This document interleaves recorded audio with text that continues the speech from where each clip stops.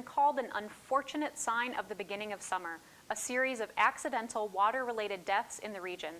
9-year-old Donnell Smith and his brother, 8-year-old Terrion Smith, died last Sunday after jumping into a water-filled excavation site in Hobart.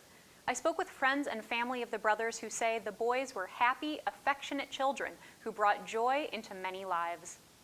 This week, dozens of friends, family, and community members gathered in support of Tatiana Smith and her family. I decree and I declare, Father God, that she'll be blessed with faith, favor, and fulfillment. It's just now, everything is quiet.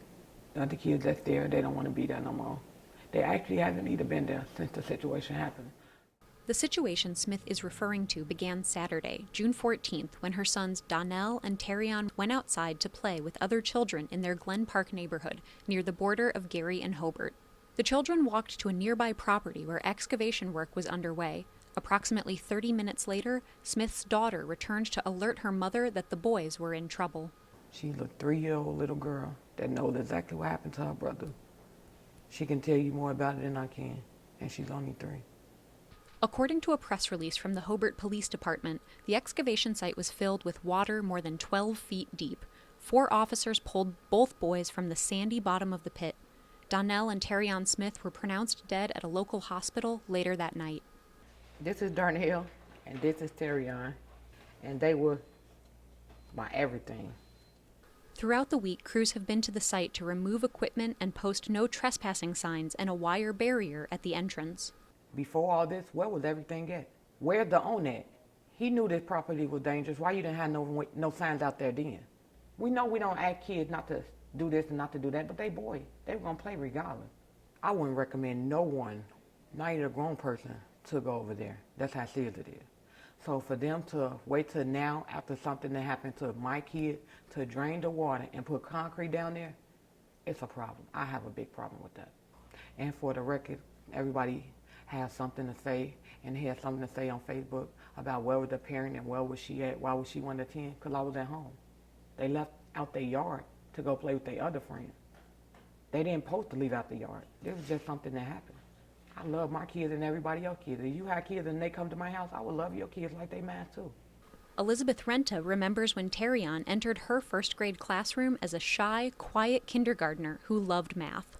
He was my little right hand in the classroom. We just bonded so well together, and the kids, they all loved him dearly, and he was an angel in my classroom.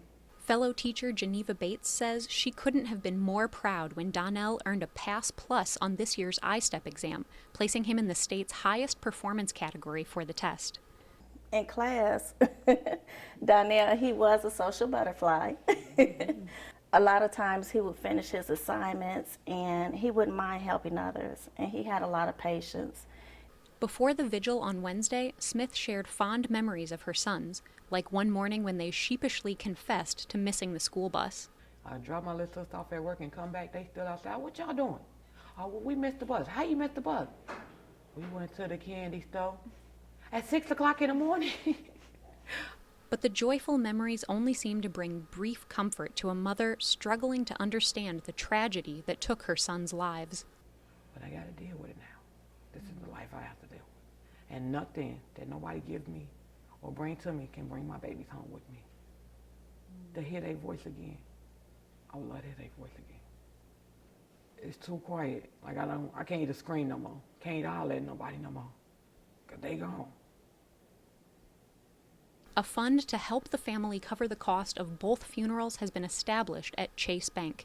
Community members can make donations at any branch in Indiana or Illinois until July 1st. Like, you think people don't care, but people really do care. And that's the hardest thing. I have a lot of support, but it hurt. A visitation for the boys is scheduled for July 3rd.